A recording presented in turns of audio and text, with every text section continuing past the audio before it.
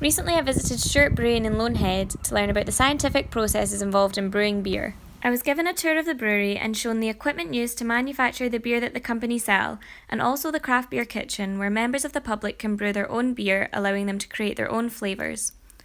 On my tour, I was told about the history of the brewery and the manufacturing process of beer. There are many scientific processes involved in the making of beer, such as the mashing process and fermentation. The brewery start by using malted barley. They then begin the mashing process, where the barley grains are soaked in hot water for an hour to extract the sugar from the barley. The water, which now contains the sugars, is strained. This liquid is called wort. The wort is boiled for an hour while hops, a fruit from a vine plant, are added to provide bitterness to balance the sugar and provide flavour. They also serve as a natural preservative. Once the wort is cooled, it is strained and filtered to remove the hops and then put in a fermenting vessel. This is when the yeast is added. For ales, they are stored for 2 weeks at room temperature, and lagers are stored for longer at a colder temperature. During this time, fermentation takes place.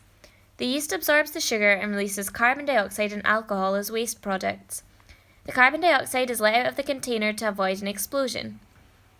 The yeast is strained and can then be reused. At this brewery, they use it 6 to 8 times.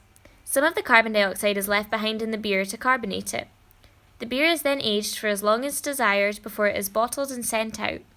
The manufacturer requires many scientific skills throughout this process, for example, the ability to problem solve if there are any issues in the factory or process, and the ability to measure and record results, for example, volumes and temperatures. They also require a scientific knowledge and an understanding of scientific vocabulary.